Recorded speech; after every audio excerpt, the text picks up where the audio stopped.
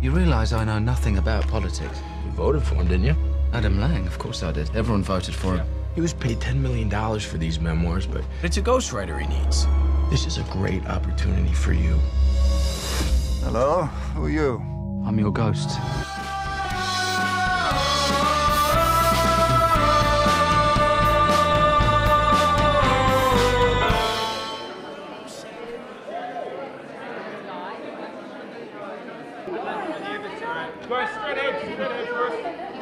Oh, very well. All right, What was it like working with Roman Polanski? Very interesting. Yeah, very interesting. He's a very unique director, and a director that kind of pushes you very hard to find the details of the truth. You know, it makes you make things very realistic. He's not really bothered about time, or a lot of directors want you to act quicker, mainly, and he doesn't. He's not interested in that. He wants you to act in a more realistic fashion always. Makes you look for details, you know. Yeah. And you've filmed a lot here, and you've even been in Australian films. Yes. Are you here for any other reason but the Sydney Film Festival? No, I came to support the ghostwriter here and to help open it up here. And it was a very nice excuse to come back and spend some time in Sydney, because I haven't been back for 7 years. And I was here for a long time. I must have been here for about over a year when I made Moulin Rouge in the second Star Wars film. And then, 4 or 5 months when we did the third Star Wars film. Yeah. So I really love Sydney, and I know it very well. As I've been driving around, I'm kind of walking down memory lane all the time. It's very nice. Haven't you heard that the film industry is a bit of a resurgence? Wouldn't you like to come back and live here with your family and, like be part of resurgence of the film industry? Yeah, I'd like that very much. Where do I sign up? Can we pop back in? You're practically one of us now. I am? You're the writer. That makes you an accomplice. Do you have something to tell me?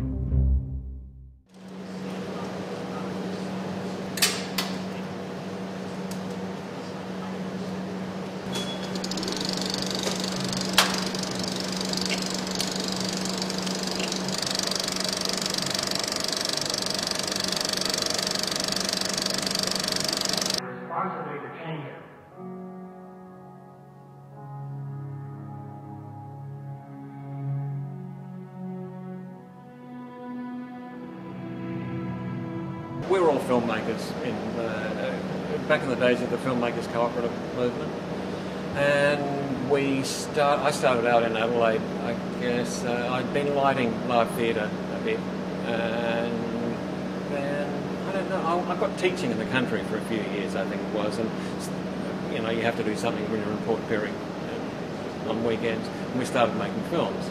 But none of us in the film group there were ever really into dramatic narrative. So, the films we watched were all your avant-garde, all your sort of bits of colour, black and white, and colour and things flashing and all of that sort of stuff.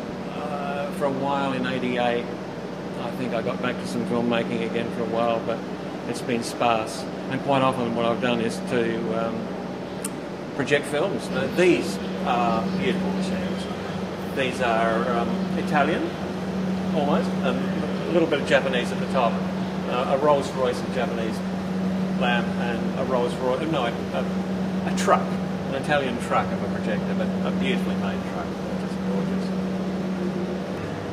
Now, we've got the choice between beta tape, which just does digibeta and beta, and a high definition machine, the HD cam machine, which does 1080i pictures. These 2,000 foot reels, that holds 15 minutes of film. That one, a full one would hold 22.